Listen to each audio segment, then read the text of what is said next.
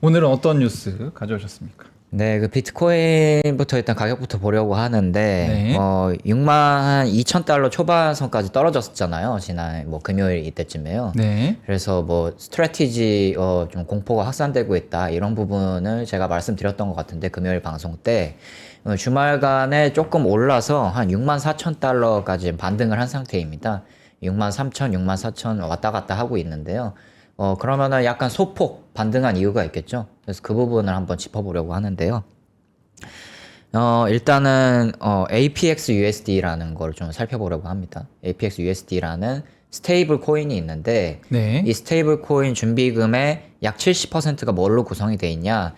스트래티지의 영구 우선주 STRC 계열 담보로 구성이 되어 있습니다.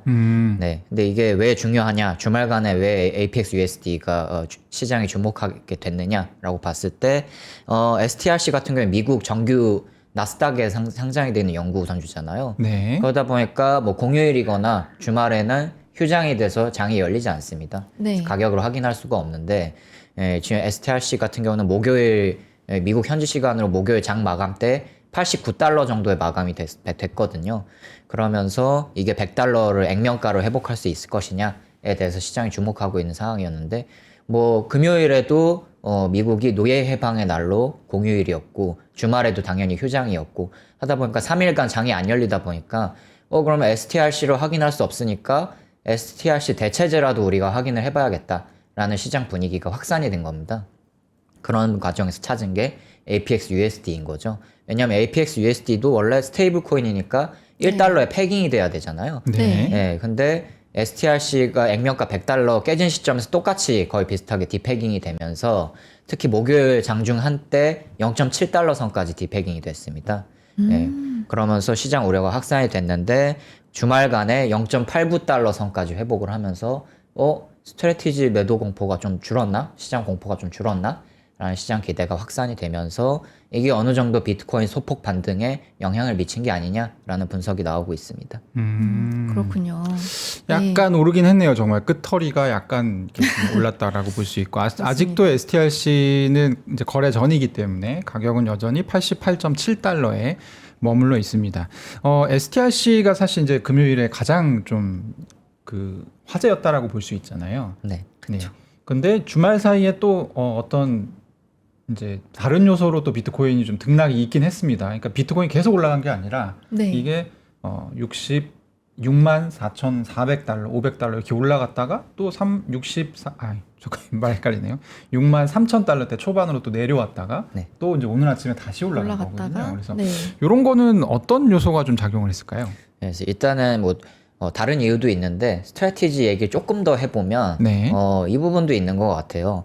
반등을 하긴 했는데 소폭 반등을 했다. 대폭 반등은 못 했거든요. 네. 말씀 주신 대로 6만 4천 달러가 지금 한계선인 모습을 아직까지는 보이고 있습니다.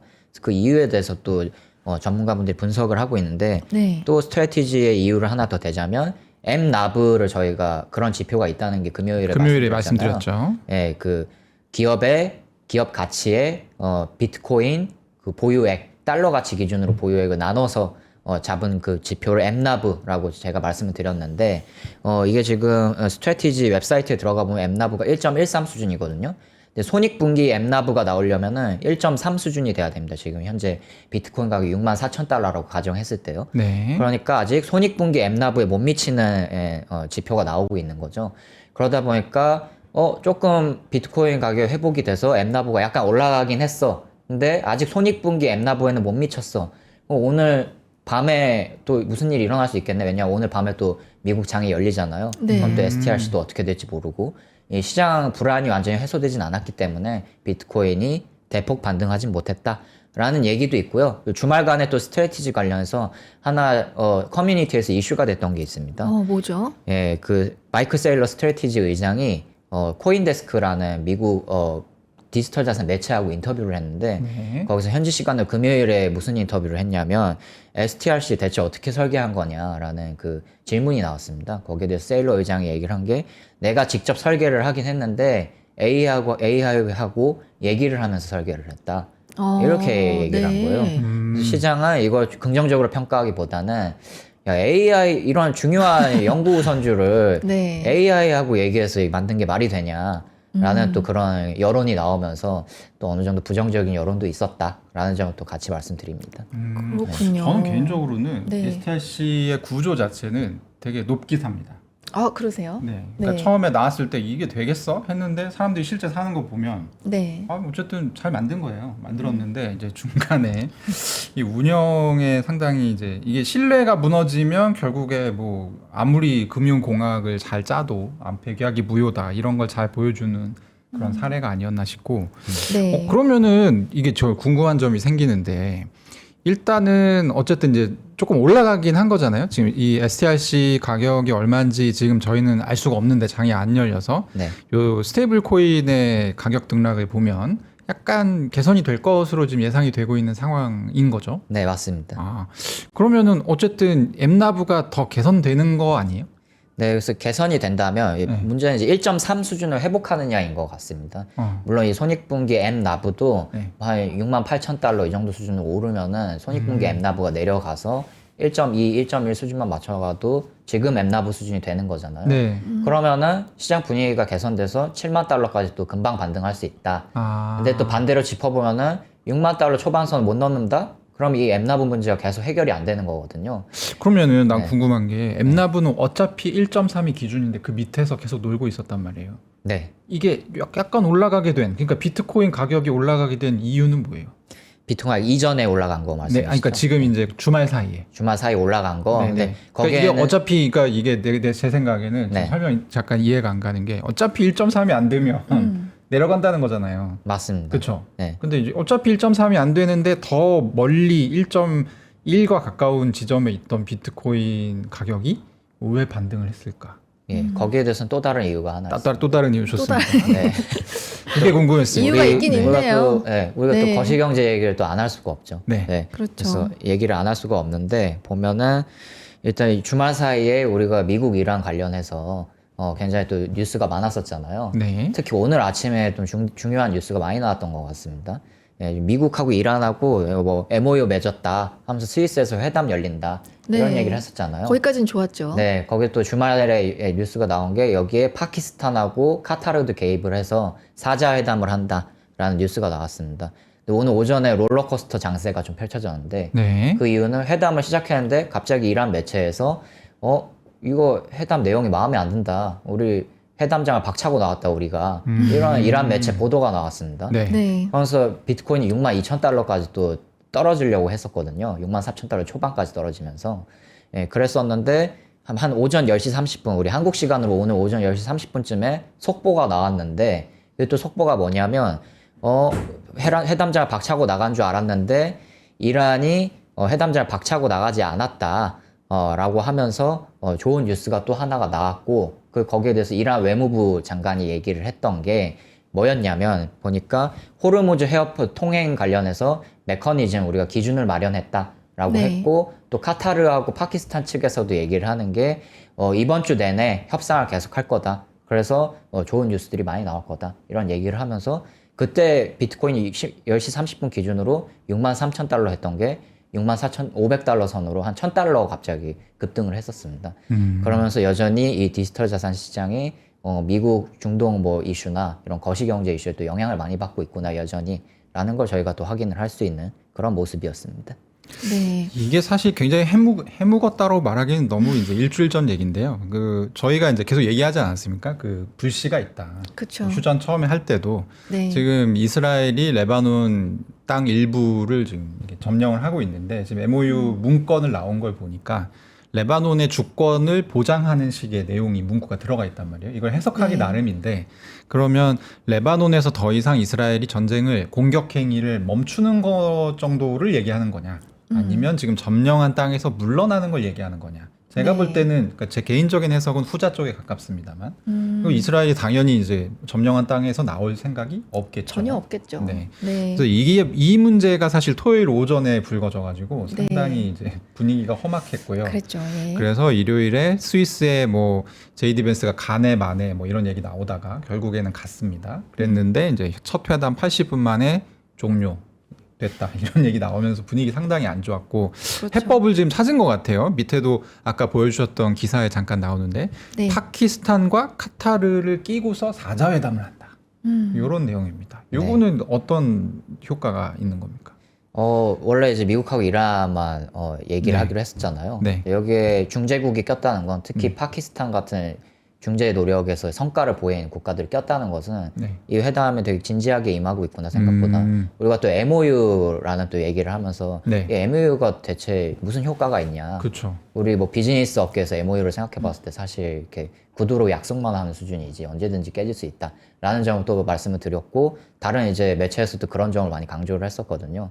이렇게 중재국까지 개입을 하면서 장시간 회담을 지속한다. 그리고 또 이란 측에서도 회담이 끝나고 나서 호르무즈 해역 관련해서 진전이 있었고 또 뭐 이런 핵협상 같은 건 아직 얘기가 많이 안 나왔지만 이란 쪽에서 이렇게 바랬던 뭐 석유 제재 완화나 뭐 자금 동결 해제 관련해서도 진전이 있었다라는 얘기를 하는 거 보면은 또 시장에 또 관심을 또 모을 수 있는 그런 이슈가 아닌가, 좀 긍정적으로 흘러가고 있는 게 아닌가, 그런 분석이 또 나오고 있는 것 같습니다. 뭐쪼록 좀 잘 해결이 됐으면 좋겠네요. 왜냐하면 네. 벤스 부대통령이 이제 뭐 얘기를 하는 걸 들어보니까 또 어쨌든 핵 관련해서는 굉장히 강경한 입장을 또 이렇게 그렇죠. 표하더라고요. 그래서 이게 협상이 되려면 아직 진짜 멀었구나라는 생각이 들긴 했는데 그래도 조금씩은 좀 해결이 되고 있는 것 같아서 다행입니다. 네. 이게 이제 벤스 부통령이 회담장에서 회담을 하고 있는데 트럼프 대통령이 또 자기 SNS에다가 뭐 다 때려 부신다 또 이런 얘기 올려가지고 분위기 굉장히 험악했거든요. 맞습니다. 저는 굉장히 이게 좋은 신의 한 수라는 예. 생각이 드는 게 파키스탄, 카타르가 들어가서 사자회담을 하게 되면 네. 좋은 점이 뭐냐면 회담을 하다가 마음에 안 들어. 미국이 이탈하잖아요. 그래도 회담이 계속됩니다. 그러다 또 이제 어쩔 수 없이 다시 오면 이미 진행이 되고 그렇죠. 있던 회담이니까 그러니까 이제 또 껴서 또 하고 이 미국이랑 이란 둘이서 회담을 하다가 하나가 박차고 나가면 회담이 그냥 깨지는데 끝나버리죠. 예. 사자회담은 좋은 점이 양측의 중재국이 계속 앉아 있기 때문에 어쨌든 기술적 회담이라고 지금 부르더라고요. 기술적 논의를 지금 진행을 하고 있다 그런 얘기 하던데 어쨌든 한 일주일 정도는 요 네. 논의가 지속이 되지 않을까 싶습니다. 그래서 코스피도 처음에 개장했을 때는 오늘 상당히 불안한 모습을 보였는데 조금 시간이 지나니까 상황이 나아지고 있는 그런 상황이죠. 네. 저도 잘 되기를 좀 기원을 해보도록 하겠습니다. 이번 주에는 뭐 어떤 주요한 일정이 있을까요? 네, 일단 거시경제 주요 일정을 보면요. 일단 개인 소비 지출 지표가 예정이 되어 있습니다. 5월치를 나타낸 지표인데 이 PCE 지표라고 하죠. 네, 이게 이 CPI보다 또 물가 범위를 되게 광범위하게 반영을 해서 연준도 되게 중요하게 보는 지표로 알려져 있는데 이게 또 목요일 한국 시간으로 목요일 오후 9시 30분에 나오거든요. 네, 그 또 같은 시간에 나오는 게 1분기 GDP, 미국 1분기 GDP가 또 지표가 나옵니다. 여기서 또 지표 결과가 어떻게 되느냐에 따라서 특히 PCE는 중요한 물가 지표인 만큼 이게 예상치를 크게 벗어나거나 하면 또 시장 변동이 또 있을 수 있고요. 당연히 또 디지털 자산 시장에도 영향을 미치겠죠. 근데 또 이번 주에 제가 이런 PCE 지표보다 개인적으로 좀 더 중요하게 보는 거는 이 마이크론의 실적 발표가 이제 눈앞에 있다. 네, 이것도 한국 시간으로 이번 주 목요일 오전 5시 30분에 미국 장 마감되면 발표가 되거든요. 네. 이게 왜 중요하냐라고 보면은 지금 너무 지금 반도체 섹터가 민감하잖아요. 투심이 반도체에 몰려 있는데 이런 상황에서 마이크론이 되게 미국에서 중요한 반도체 제조 기업 중 하나거든요. 네. 여기서 실적이 뭐 예상치를 뭐 크게 하회했다거나 이렇게 되면은 전체 미국 반도체 섹터가 갑자기 또 죽을 수가 있다. 네, 침체를 겪을 수 있다. 그러면은 이렇게 시장을 주도하는 자산군이 침체를 겪으면은 디지털 자산 시장 좋을까 나쁠까라고 생각해 봤을 때 우리 한 몇 주 전에도 반도체 섹터가 한번 안 좋았잖아요. 잠깐 안 좋았잖아요. 그렇죠. 네. 그때 디지털 자산 시장도 굉장히 많이 하락을 하는 모습을 보였거든요. 그래서 과거 모습을 봤을 때는 이런 시장을 주도하는 자산군이 침체를 겪었을 때 디지털 자산 시장도 좀 안 좋을 수 있다. 이런 걸 좀 봤을 때 이번 실적 발표가 좀 중요하게 볼 필요가 있다라는 생각이 듭니다. 네. 자, 그러면 이제 이게 어떻게 봐야 되는 건지 또 궁금해하시는 분들이 계실 것 같은데, 네. 뭐 저보다 주식하시는 분들이 더 잘 아시겠지만 요즘의 추세는 실적은 당연히 잘 나와야 되고 이제 가이던스가 원래 생각했던 시장 가이던스보다 더 잘 나와야 됩니다. 네. 그러면 지금 숫자가 얼마가 찍혀야 된다는 겁니까? 이게. 예, 도이체방크 추정치로는 매출액 기준으로 351억 달러 지금으로 추정을 하고 있고요. 가이던스 시장 추정치가 회사 가이던스를 상회를 하게 되면은 아무래도 좀 좋겠죠. 네. 근데 반대로 가이던스가 하회를 했다라고 하면은 아무래도 좀 시장이 안 좋을 수 있는 그런 상황입니다. 요게 이제 하루 이틀 전에 숫자가 또 예. 나오겠지만 어쨌든 마이크론에서 자체 전망한 거는 335억 달러인데 예. 요거만 넘어서는 안 된다는 거예요. 그죠? 네. 네, 지금 요즘, 이미 네. 도이체뱅크에서 351억 11억. 달러를 가이던스로 예상하기 때문에 물론 이제 이게 평균 내거든요. 네. 여러 가지 하우스들의 가이던스를 평균 내서 요 숫자가 딱 나오는데 그거보다 못하다. 그러니까 자체 가이던스보다는 높은데 그 시장 가이던스보다 또 약하다. 그러면 또 엄청 내리게 될 수도 있습니다. 네. 그렇게 말씀하신 되면 대로 네. 말씀하신 대로 반도체 섹터에 대한 시장 기대가 좀 너무 높기 때문에 뭐 이렇게 전망치를 상회하는 건 당연하다고 저는 생각하는 수준이고 이게 분기 해당 분기 실적이 좋은 거는 물론이고 미래 전망치까지도 지금 되게 좋게 네. 나와야 된다라는 그렇죠. 점을 좀 같이 말씀드립니다. 그러면 이게 네. 만약에 안 돼요. 낮아. 그래서 뭐 망했어요. 마이크론. 그럼 비트코인 가격이 같이 떨어집니까? 뭐 역사적으로 봤을 때 한 2주 전 수치만 봐도 네. 굉장히 시장 단기적인 충격은 피할 수 없다라는 게 중론인 것 같습니다. 일단 AI가 좀 흔들흔들하면 비트코인도 이제 상당히 좋지 않아진다. 네, 그런 우리 말씀. 그 대장 주식이 기침을 하면은 네. 밑에 대장 주식이 아닌 주식들은 몸살을 앓는다고 하잖아요. 비트코인도 한때 대장이었는데 네. 지금 이제 밑에 그쵸. 애들이 됐습니다. 아, 그러니까요. 네. 사실 그런 현상이 나타나지 않을지 전문가들이 네. 좀 우려를 하고 있습니다. 여담으로 저희 이제 로스쿨 선배님이 밖에 계시잖아요. 아, 네. 근데 예전에 샌디스크에 일하셨고 지금은 마이크론에 있는 변호사님이신데 네. 표정이 아주 밝더라고요. 예. 저는 괜찮을 아주 것이다라는 거에 한 물어보세요. 표를 던지겠습니다. 어떻게 나오는지 한번 물어보세요. 들어오라고 할까요? 예. 고급 정보. 네, 고급 정보 미소를 띠고 있었다. 네. 예. 어쨌든 이거는 뭐 저희가 어떻게 할 수가 없습니다. 그쵸, 그냥 이건 저희도 뭐 기다려야 그냥 됩니다. 기다리면서 예. 봐야 되는 거고 일단은 저희한테 더 좀 밀접한 연관이 있는 거는 PC 발표가 사실은 그렇죠. 그러니까 지금 지난주에 FMC에서 금리 인상 기조를 얘기하긴 했지만 사실 금리 인상이라는 거는 한 번 하면 별로 파괴력이 없어요. 여러 번 여러 올린다라는 번. 게 확인이 되는 순간부터 시장이 부서지거든요. 근데 그쵸. 이제 이 부분에 굉장히 많은 영향을 미치는 것이 아무래도 물가이기 때문에 네. 네. 일단 저희는 이제 PC 발표부터 좀 체크하는 걸로 그렇게 보시면 될 것 같습니다. 네. 저희가 또 알아야 될 게 어떤 내용이 있을까요? 네, 그리고 뭐 좋은 소식도 하나 갖고 와가지고 와봤는데요. 네. 사실 뭐 그렇게 수치상으로 비율상으로 봤을 때는 뭐 큰 뉴스가 아니라고도 볼 수가 있습니다. 근데 제가 봤을 때 의미는 있다라고 생각이 되는 게 일본 쪽 뉴스인데요. 이 일본의 전국 비즈니스 기업 연금 기금이라는 게 있습니다. 이게 퇴직연금 운영하는 곳인데 DB형으로 운영하는 곳입니다. 예, 근데 여기가 원래 기존 통화자산 구성을 어떻게 했냐면 엔화 80%, 미국 달러 15%, 기타 통화 5%로 했는데 이 엔화를 앞으로 70% 수준으로 낮추고 거기에 다른 미국 달러뿐만 아니라 다른 바스켓 통화들의 비율을 늘리고 또 하나 플러스 하는 게 신규 신흥 자산군을 늘려서 그 중에 하나로 포트폴리오에 디지털 자산 1%를 담겠다라는 그런 소식을 알렸습니다. 오, 네, 좋은 소식이네요, 정말. 네, 좋은 소식이고 의미가 있다고 생각되는데 이게 일본 전체 DB형 연금의 몇 퍼센트를 차지하느냐 전국 비즈니스 기업 연금 기금이 한번 살펴봤는데 0.07% 수준이다라고 해서 뭐 메이저 연금 기금은 아닙니다. 근데 이렇게 디지털 자산을 자산군에 편입하려는 시도가 일본 제도권 안에서 나타나고 있는 것 자체는 되게 중요한 의미를 가진다라고 또 볼 수 있습니다. 그래도 뭐 어쨌든 글로벌적인 흐름은 있네요. 그렇죠? 왜냐면 미국도 연금 기금에 이제 디지털 자산을 편입하는 부분에 대해서 이제 시작을 하고 있고 일본도 마찬가지고 하다 보니 네. 좋은 흐름인 것 같네요. 지금 이제 여기가 밑에도 잠깐 아까 자료에 이제 써주셨지만 운용 자산이 한 213억 네, 엔이면은 맞습니다. 대략 얼마 정도 한 3천억 원 정도 되는 건가요? 3천억 원 조금 안 3천억 되는. 원. 네. 그러면은 이제 1%면 한 한국 그래서 이제 그 금액적으로는 큰 의미는 없다라고 말씀해 주셨던 거군요. 네, 네. 한 그 30억 부분은 원 정도. 네, 그 부분 네. 함께 염두에 두셨으면 좋겠는데 음. 우리 변호사님 한두 달 전에 401k 잘 설명해 주셨잖아요. 네. 근데 네. 401k도 디지털 자산 진입한다라는 뉴스를 저희가 알려드렸는데 그런 흐름에 또 맞춰가는 기조가 아닌가라는 생각이 듭니다. 좋습니다. 네, 뭐라도 호재네요. 네. 뭐라도 있으면 뭐, 네. 그렇습니다. 네, 고양이 손이라도 네, 잡고 가야죠. 있으면 좋을 것 같습니다.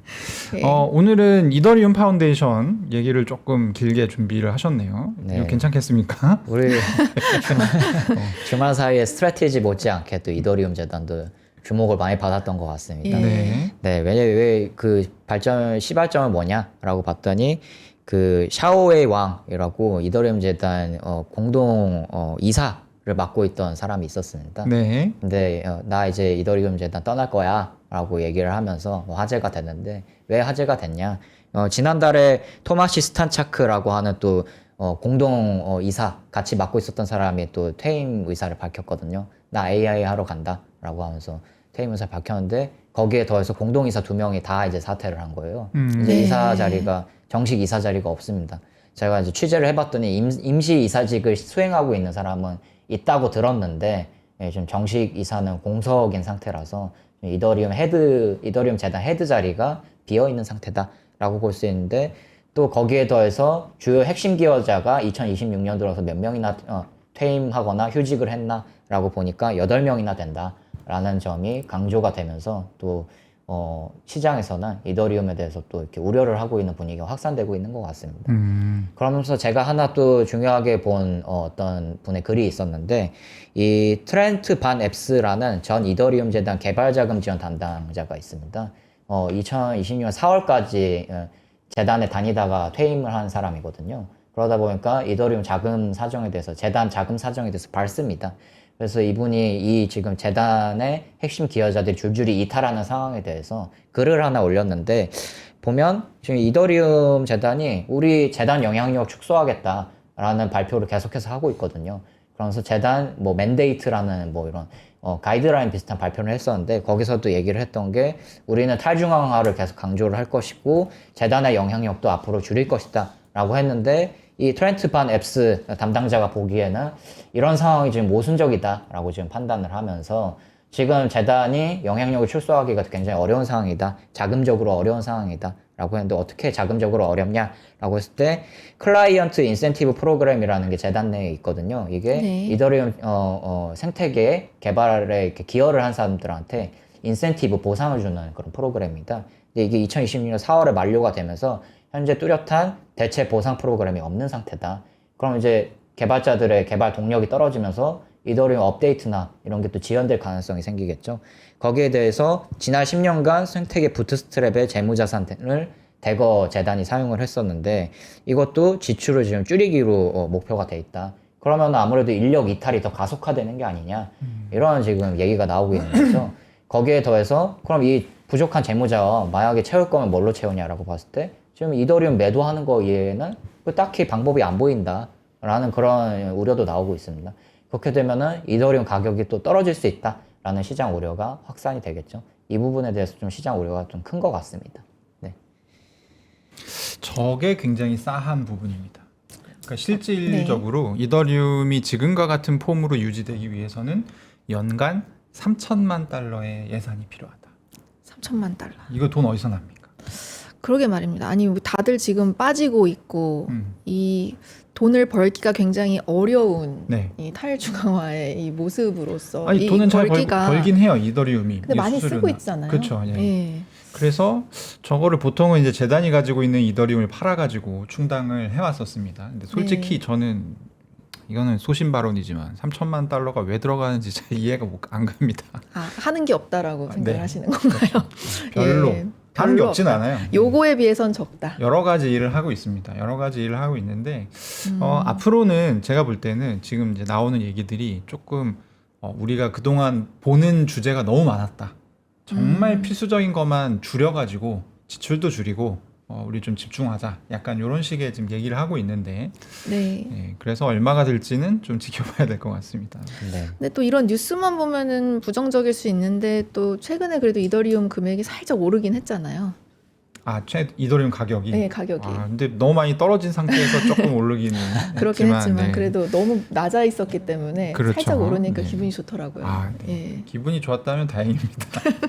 근데 더 좀 네, 요 분발해야 될 얘기가 텐데. 예, 주말 사이에 나와서 사실은 그러니까 지금 이제 유튜브 많이 보시는 분은 아실 거예요. 그러니까 요즘에 이더리움 관련 얘기가 정말 많이 나와요. 한국 맞아요. 유튜버들도 진짜 많더라고요. 이더리움 끝물인가요? 뭐 약간 이런 얘기들도 많이 하고 하는데 그 비관적인 분위기에 이제 약간 기름을 부었던 약간 그 내용이었습니다. 그리고 이제 네. 이게 항상 이런 식으로 나오는 게 저는 되게 안 좋다 생각하거든요. 그러니까 뭔가 잘 지내던 사람이 떠나면서 야 사실은 이랬어. 이게 진짜 망조거든.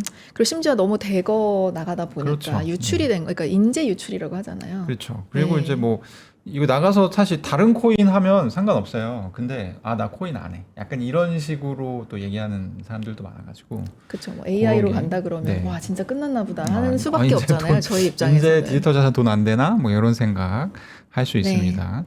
네, 어쨌든 저희 굉장히 비관적인 얘기 했는데 뭐 좀 어루만져 주시죠. 좋은 얘기 없습니까?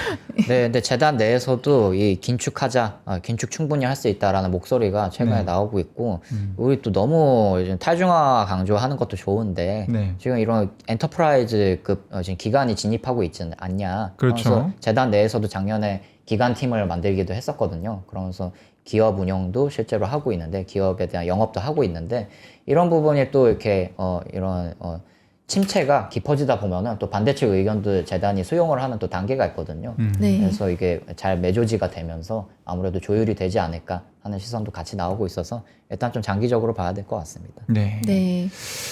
근데 이런 어떤 좋은 얘기 해주셨지만 사실 아직 여전히 비관적인 게 계속 사건 사고가 벌어지기 때문에 그래요. 그러니까 주말 맞습니다. 사이에 또 이제 해킹 사고 하나 있지 않았습니까? 네, 근데 또 네. 재밌는 탈취 사건이었던 게 네. 재밌나요?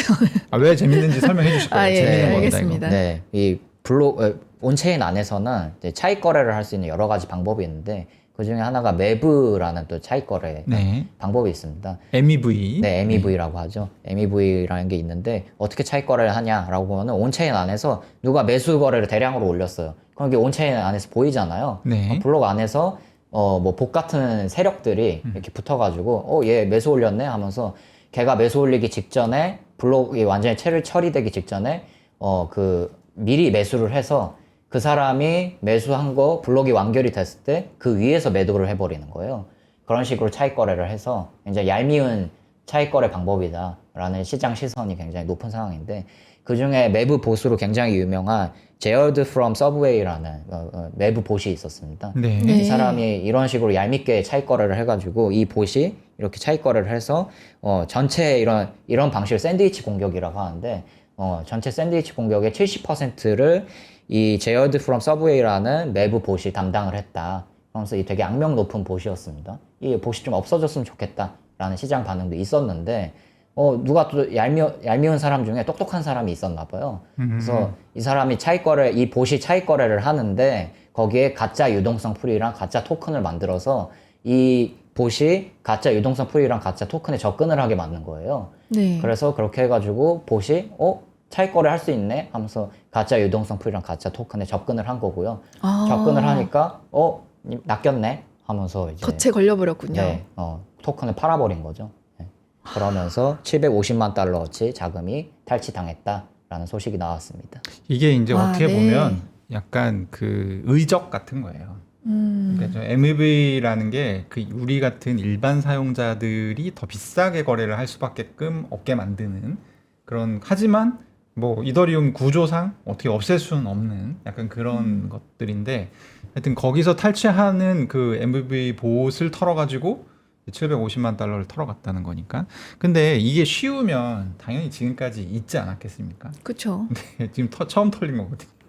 이 터는 게 어렵군요. 그러니까 어려운 건지 어쩐 건지는 저도 잘 모르는데 지금 보면 약간 그 완전 우리 이제 전형적인 어떤 해킹 방식이라기보다는 사회적 해킹에 네. 가까운 그러니까 네. 뭔가 이렇게 속여가지고 그래서 거기에 들어올 수밖에 없게끔 유도한 다음에 터는 방식을 썼는데 아까도 보면 그 마이클 세일러가 이거 어떻게 저기 STRC 만들었냐 챗GPT랑 대화하다가 만들었다고 했잖아요. 이것도 그렇게 시나리오가 짜졌을 가능성이 저는 높다고 생각합니다. 네. 그 사람이 아니라 네. 봇을 이렇게 네. 탈취를 했다는 게 또 시장에서 눈여겨보고 있는 부분 중에 하나인 것 그렇죠. 같습니다. 이게 지금 이제 해킹 대상이 아니었거든요, 그 동안에는. 네. 근데 이제 봇도 털리기 시작했다. 그 얘기는 뭐냐면 이더리움이 3천만 달러의 운용 자금을 과연 의미 있게 줄일 수 있을까? 이런 시대에 이런 이제 의문 갖게 되는 것이죠. 아, 오히려 더 어려울 수 있다라는 돈이 더 생각을 많이 하시는 걸까요? 들면 많이 들었지. 이런 거 예. 탈취도 막아야 되고 뭐 여러 가지를 해야 예, 되기 그러니까 때문에 그런 어떤 보완적인 대응이라든지 네. 이런 비용들이 이제 올라갈 수 있지 않을까 그런 생각을 저는 이제 하게 됐던 굉장히 재밌는 뉴스였어요. 재밌네요. 듣고 보니까 재밌네요. 네. 네. 알겠습니다. 오늘 뭐 되게 다양하게 그리고 두 가지 일정은 뭐 이번 주에도 계속 팔로잉 해주실 거죠? 네, 계속 PC 팔로잉하고 데이터하고 이제 네. 마이크론. 그 마지막으로 드릴 말씀은 오늘 밤에 또 스트래티지가 또 주간 비트코인 매입량 발표를 하는데 그렇죠. 네. 세일러 의장에 또 비트코인 추가 매입할 거야 이걸 암시하는 글을 올렸는데 그게 또 실현이 될지 또 시장에 또 궁금해하는 부분 중에 얼마나 살지 하나입니다. 한번 보자. 거의 네. 뭐 개인적으로 보면은 그 자체 FOMC 열듯이 네. 기자회견 열고 네. 뭐 그런 느낌이에요. 아, 네. 또 영향력이 아직까지는 많으니까 그러네요. 네, 뭐 네. 어쩔 수 없습니다만 한번 지켜보겠습니다, 네, 지켜보도록 오늘 밤에. 하겠습니다. 예. 네, 박사님 편집장님 말씀 감사합니다. 네, 감사합니다. 감사합니다.